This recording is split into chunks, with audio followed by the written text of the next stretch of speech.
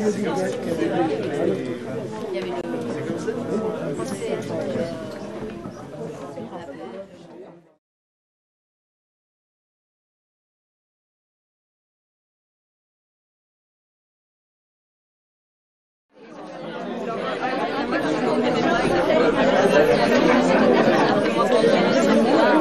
c'est bien.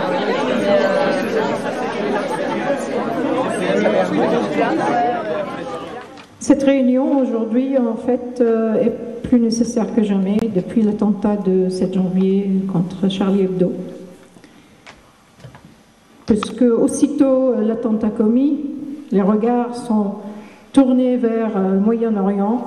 Les peuples arabes sont accusés quelque part d'avoir créé, et les Syriens en particulier, d'avoir créé le chaos. Donc nos invités vont certainement nous dire, nous expliquer beaucoup de choses à ce propos. Je tiens justement à remercier infiniment nos invités, donc, qui sont restés solidaires à nos côtés malgré l'adversité, puisque cette réunion a été annulée et donc voilà, ils ont bien voulu revenir nous voir. Je commence donc en vous présentant. Monsieur François Burga, vous êtes politologue, spécialiste du monde arabe contemporain, directeur de recherche au CNRS. Il me semble que c'est l'Institut de recherche et d'études sur le monde arabe et musulman à Aix-en-Provence. Si je dis de bêtises, il faut me corriger. Vous étiez d'ailleurs à Damas comme directeur de l'IFPO de 2008 au 2012. L'IFPO, c'est l'Institut français de Proche-Orient, pardon. L'IFPO s'est déplacé pour cause de révélation au Liban et vous avez quitté en fait la région en 2013. Donc vous êtes un témoin direct finalement des événements pendant 2 ans en Syrie. Sous votre direction ainsi que celle de Bruno Paoli, vous avez commis Pas de printemps pour la Syrie, dont le sous-titre est Les clés pour comprendre les acteurs et les défis de la crise. C'est sur une période donc, de 2011 au 2013 à la découverte. Donc, M. Ziad Majed est chercheur politologue. Il enseigne donc la science politique et les études du Moyen-Orient contemporain à l'Université américaine de Paris. Vous avez des contacts suivis avec le Liban, votre pays d'origine, et vous avez donc vous êtes en contact avec le terrain, autrement dit. Vous avez commis également Syrie, la révolution orpheline, chez Actes Sud, en fait il a été écrit, j'ai appris qu'il y avait une version arabe en 2013 et la version française donc, qui a été éditée chez Actes Sud en 2014. Vous êtes tous les deux donc, vous avez été mobilisés dès le début de la question syrienne, dès le début de la révolte populaire, pour le dire de manière plus précise, en 2011, et vous continuez à l'être d'ailleurs. Avant de vous céder la parole, donc, je me permets de dire un mot au nom de l'organisateur de cette soirée, qui est le collectif Lyon 69, avec la révolution populaire syrienne. J'ai la voix qui tremble, mais ne vous inquiétez pas, ça va se calmer. Parce que j'ai beaucoup couru. Donc, un petit mot. En fait, lorsque l'attentat, justement, Charlie Hebdo a eu lieu le 7 janvier, un nom s'est rappelé à moi, comme à beaucoup d'autres Syriens d'ailleurs. C'est Ali Ferzat. Le 25 août 2011, c'est un dessinateur syrien.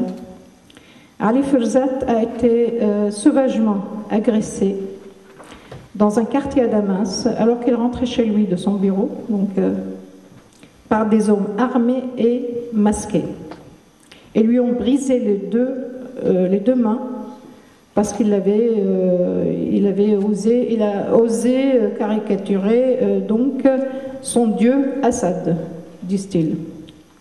Ils l'ont laissé pour mort, gravement blessé aux mains et à l'œil gauche, jeté comme un sac de poubelle loin sur une route conduisant à l'aéroport de Damas. Les Syriens savent ce que c'est, ce que veut dire la liberté d'expression. Non pas parce qu'ils l'ont pratiquée, mais parce qu'ils en sont privés depuis un demi-siècle. On les tue d'ailleurs depuis 4 ans parce qu'ils la réclament. Lorsqu'ils ont défié le régime sanguinaire un jour de printemps, en mars 2011, ils n'aspiraient ni à la mort, ni à la destruction de leur pays, ni à l'invasion de hordes communautaires pro-régime et d'autres soi-disant contre le régime. Ils aspirent, comme vous et moi, à une vie digne dans un pays démocratique.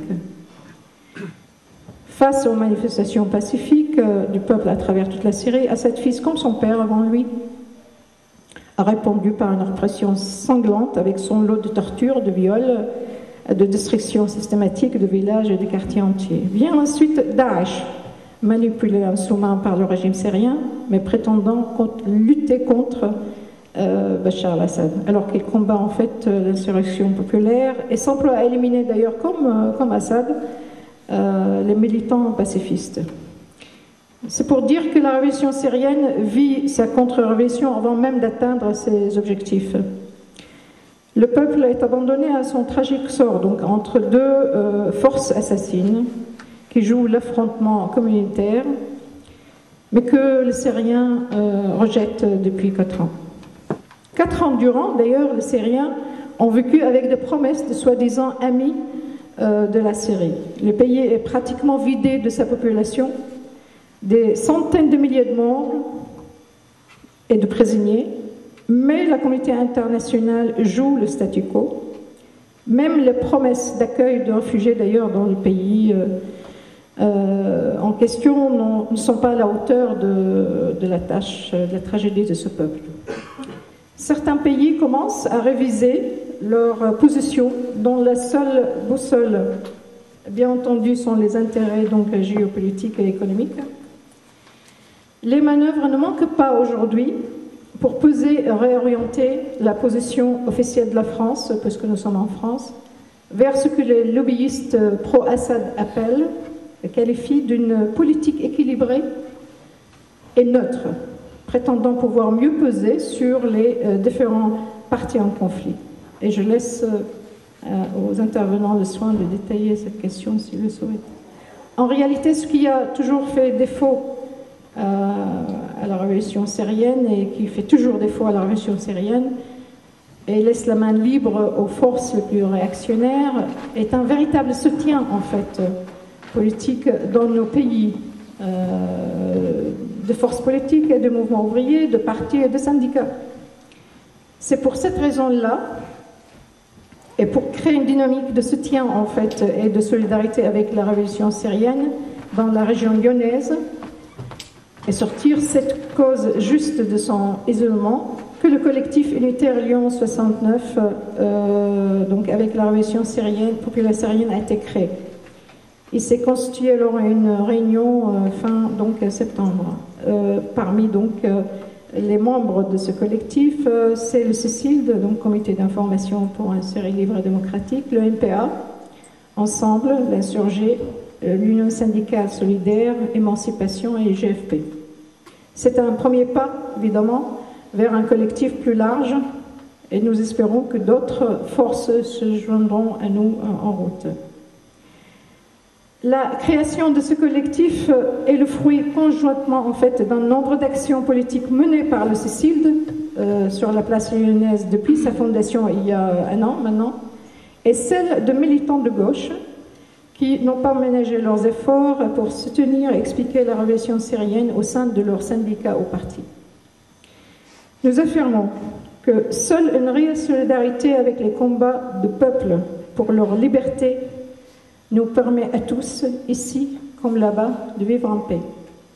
Voilà. Voilà le mot au nom donc du collectif. Et maintenant, donc, je laisse la parole à M. Burger pour commencer.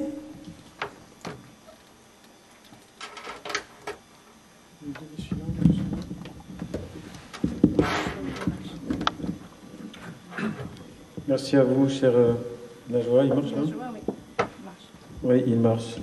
À vous en tant que personne et à vous au nom en tant que représentant le collectif qui nous permet d'échanger ce soir. Et puis moi j'ai une petite pensée pour le jeune en scooter qui m'a ramené de Faisin, où je serais encore s'il ne m'avait pas remis sur le bon quai, car le mauvais Lyonnais que je suis avait fait trop confiance à son GPS. Ça devient de plus en plus difficile, on ne sait plus quel registre adopter. Quand on parle, on se voit souvent avec Ziad. Et on se dit, tiens, cette fois-ci, quelle approche, quel angle. Donc, est-ce qu'on est sur le registre de l'explication, pourquoi on en est arrivé là? Est-ce qu'on est sur le registre de la réflexion militante? Qu'est-ce qu'on pourrait faire? Où se situent les verrous qu'on pourrait contribuer à faire sauter pour espérer que la situation évolue? On va dire c'est un petit peu les deux. Moi, je voudrais vous proposer, avec ce temps qui a passé, 3 représentations successives qui correspondent plus ou moins à 3 réalités successives de la crise syrienne, pour qu'on essaye de comprendre un petit peu la phase particulièrement dangereuse dans laquelle nous sommes depuis le mois d'août et depuis le 7 janvier. Août et janvier qui se sont surimposés pour, on va le voir, non pas complexifier et rapprocher la crise de la réalité, mais l'idéologiser et la rendre encore plus éloignée de sa trivialité matérielle.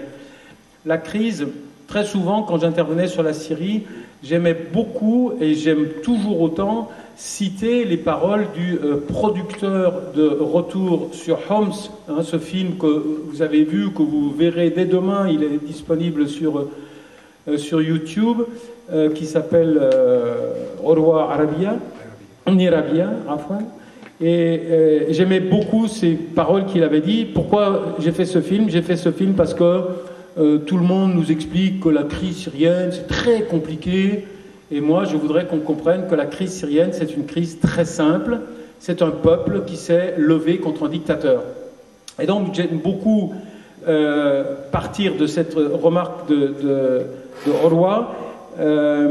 Et ça me fournit les 2 premières temporalités. J'ai l'intime conviction, et je l'ai en partie vécu à Damas, que la crise syrienne était une crise simple, était une crise qui s'inscrivait dans la continuité de ce qui s'était passé dans d'autres pays, la fin d'une phase dictatoriale, autoritaire de ces régimes nés dans le contexte immédiatement consécutif aux indépendances, qui avaient fait le plein de ressources nationalistes et qui n'imaginaient pas qu'ils puissent avoir à laisser le pouvoir un jour ou simplement en partie à une génération qui viendrait après eux. Bon, on ne va pas revenir sur cette...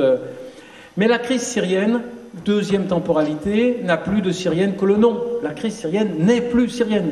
Si la crise syrienne était restée syrienne, si elle était restée inscrite dans les limites humaines des Syriennes et des Syriens, j'exprime l'intime conviction qu'elle serait terminée. Et j'oublie personne. Je ne dis pas qu'il faudrait enlever la Russie, l'Iran. Je dis qu'il faudrait enlever la Russie, l'Iran, l'Arabie Saoudite, le Qatar, absolument tout le monde. Si on enlève tout le monde, la crise syrienne serait terminée.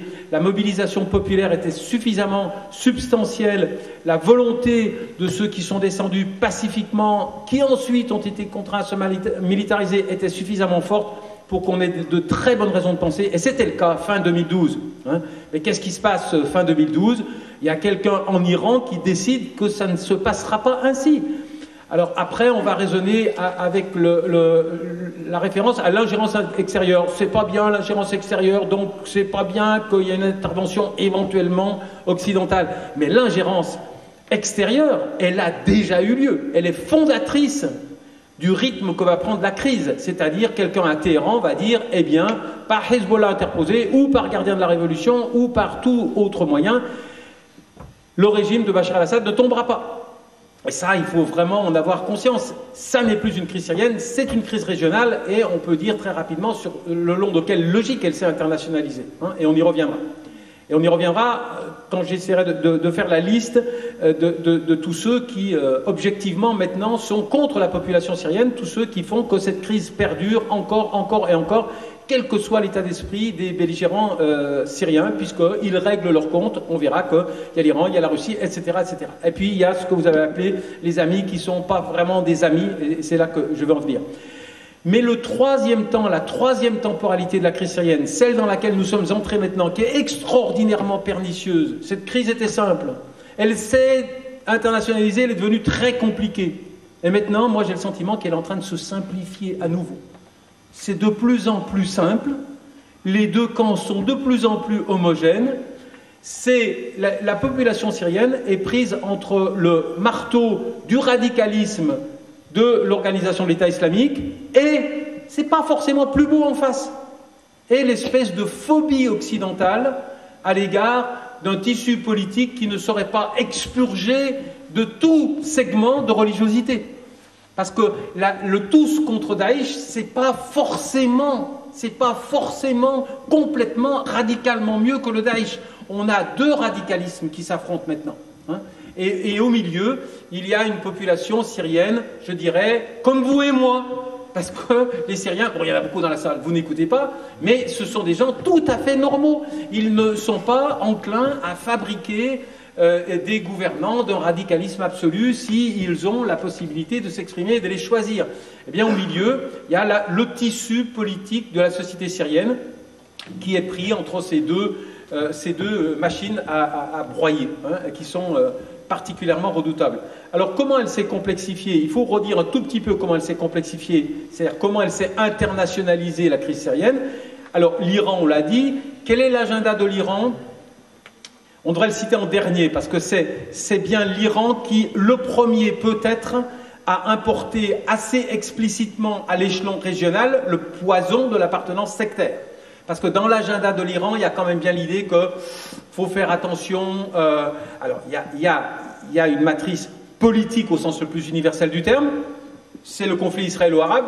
Je me range dans le camp du régime qui a été mon allié pour lutter contre Israël. Mais très vite derrière, dès qu'on va creuser un tout petit peu, dès qu'on va regarder la nature des manifestations qui sont organisées à Beyrouth, quand le Hezbollah monte en ligne, on voit que le poison sectaire est pas loin. L'Iran a peur de voir des régimes sunnites s'aligner autour de lui. Il a besoin de garder cet espace stratégique qu'est la présence d'un régime qui ne viendra pas le chercher sur le terrain de l'appartenance sectaire. Pour résumer le sens de l'irruption russe dans le conflit syrien, il n'y a besoin que d'un mot, c'est tout à fait exemplaire. Ukraine. Ukraine. La Russie règle ses comptes dont la crise ukrainienne dit la teneur avec les Occidentaux. Alors, il faudrait rajouter, ils n'ont pas aimé la façon dont nous avons interprété le laissez-passer onusien lors de la crise libyenne. Mais disons, d'une façon générale, les Russes règlent sur le dos des Syriens leurs comptes avec les Occidentaux dans une bonne vieille compétition pour gagner l'influence au niveau non seulement régional, mais mondial. Hein.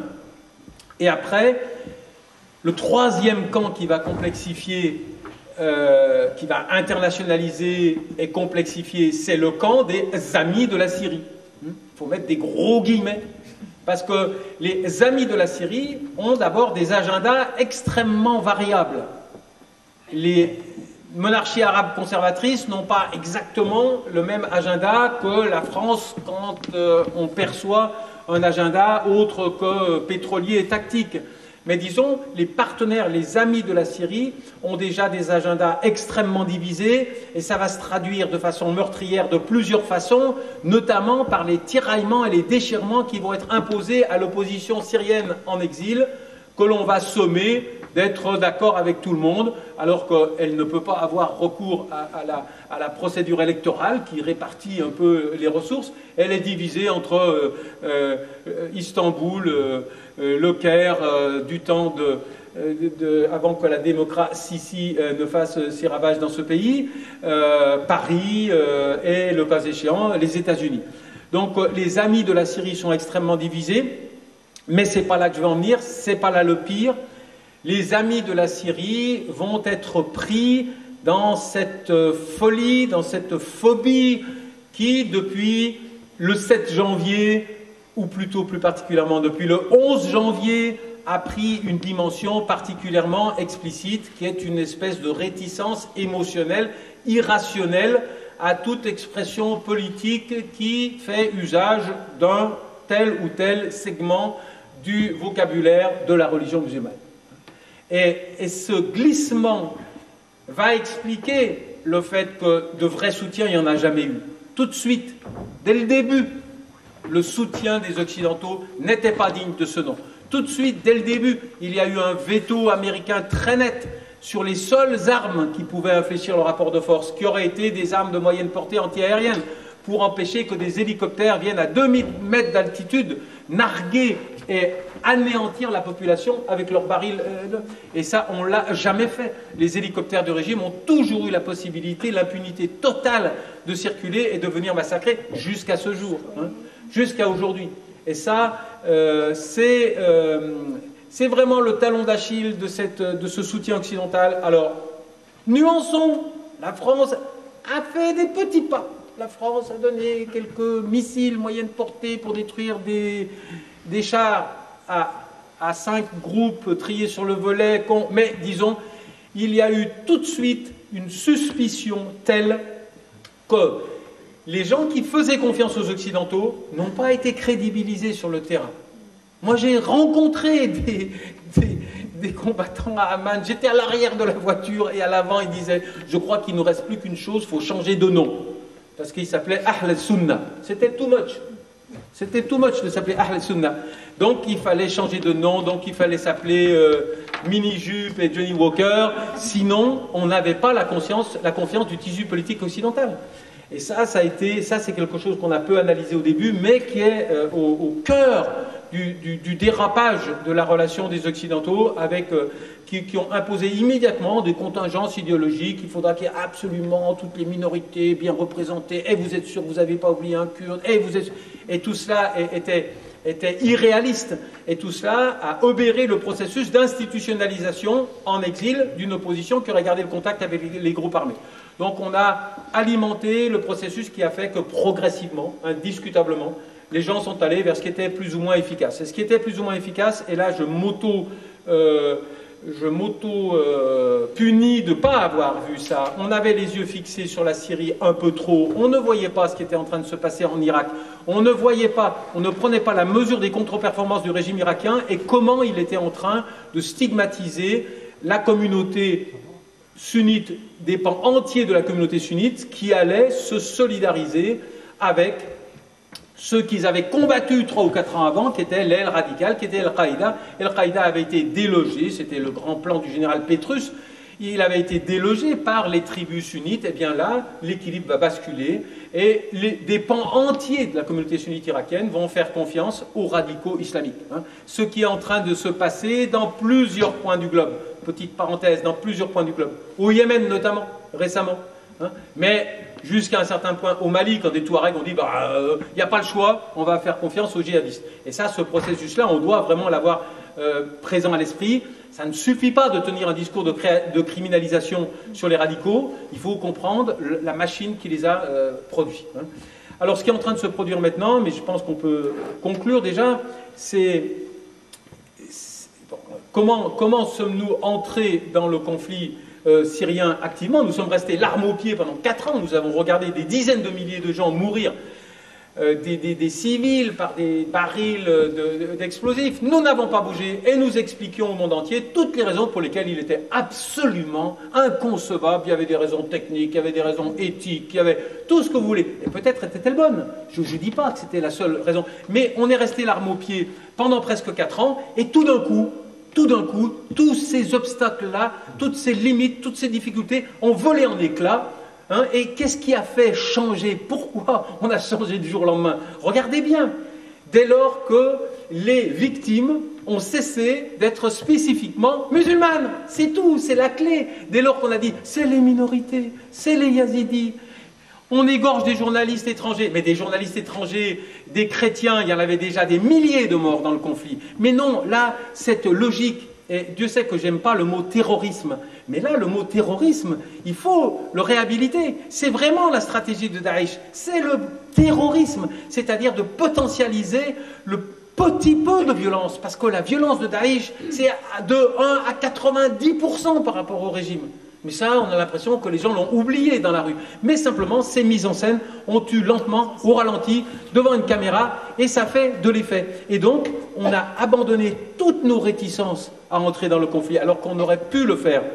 Soyons honnêtes, la France a été celle qui a, à un moment donné, voulu le faire, c'est le vote du Parlement britannique qui a fait basculer Obama et qui a cessé cette opération. Cette opération, je sais qu'un chercheur en sciences sociales, il n'aime pas parler d'intervention militaire, mais je pense qu'elle aurait eu des chances d'être efficace. Pourquoi je le pense? Parce que à Amman, je me suis entretenu avec des combattants ou des hauts fonctionnaires. Je dis, mais pourquoi vous avez attendu 3 ans pour partir? Et dit, monsieur, on est parti quand il y a eu des rumeurs de frappe occidentale. Tous les rats quittaient le navire, tout le monde allait lâcher, on était dans un état d'incertitude terrible, et donc il se peut très bien qu'une intervention, même symbolique, sur les grandes concentrations militaires au sommet du Jebel, je confonds toujours avec l'Orqassioun, je confonds avec mon Jebel Saber du Yémen, et quelques-unes des bases qui jalonnaient le chemin sur la route de la Jordanie. Ça aurait pu changer, mais on ne l'a pas fait. Et là, par miracle, on l'a fait massivement, en chantant, mais du mauvais côté du rapport de force. On le fait objectivement au service du régime, au service de l'émetteur principal de la violence. On le fait objectivement dans une démarche qui va qui prolonge la survie du régime. Et ça, c'est une catastrophe. Et bien sûr, ce dérapage émotionnel de la classe politique française et de tas de gens parmi nous, il y a ceux d'extrême droite et il y a ceux d'extrême gauche, on se rejoint là dans ce dérapage émotionnel vis-à-vis de l'interférence de la religion musulmane avec le politique. Il n'y a personne qui peut donner des leçons à personne. Et bien sûr, le 7 janvier a fait voler en éclats les derniers neurones qui nous permettaient de garder une lecture rationnelle de ce qui est en train de se passer et sur lequel on a l'impression, comme vous le disiez, que maintenant, depuis le 7 janvier, ou pire, moi je dis le 7 janvier c'était horrible, mais je sais, j'ai choqué certains d'entre vous, pour moi le pire c'était le 11. C'est-à-dire qu'on a reconstruit le socle républicain sur des bases foireuses. On pourra revenir dans la discussion, mais on pouvait construire le socle républicain sur notre rejet unanime, sur notre condamnation absolue de l'irruption de la violence pour régler des différends entre Français, mais il fallait s'arrêter là. Il ne fallait pas nous demander d'aller plus loin. Il ne fallait pas nous demander de cautionner la ligne éditoriale de Charlie pendant 50 ans. Là, il ne fallait pas nous demander de défiler derrière Netanyahou. Il ne fallait pas nous demander de défiler derrière Ali Bongo, etc., etc., etc. Et on pourrait reprendre tout ce qui a fait que... Moi, j'ai écrit un papier où j'ai dit « La République s'est tirée une balle dans le pied, le 11 ». C'est tirer une balle dans le pied. C'est-à-dire que ça ne nous rapproche pas, ça ne nous éloigne pas d'un nouveau 7 janvier, ça nous rapproche d'un nouveau 7 janvier. C'est-à-dire que nous aggravons les dysfonctionnements de la République qui ont produit des individus désireux d'entrer dans ce cercle de violence. Et bien sûr, ce qui est dramatique aussi, c'est que nous faisons une lecture purement hexagonale de ce drame. Nous ne faisons pas le zoom arrière qui nous permettrait de voir pas seulement les victimes des Kalachnikov, mais aussi les victimes des bombes, des F-16 et des drones. Dans ce cher Yémen, 820 morts. Personne ne connaît ce chiffre. 820 morts, des frappes de drones. Voilà, depuis le 7 janvier, depuis le 11 janvier, j'ai l'impression que Zada Ettin Bala, Arabi, ou de Karivansila, mais disons ça s'est pas amélioré. J'espère que je vais être contredit radicalement par Ziad, qui m'a donné une image optimiste du futur proche. Merci Ziad. Merci.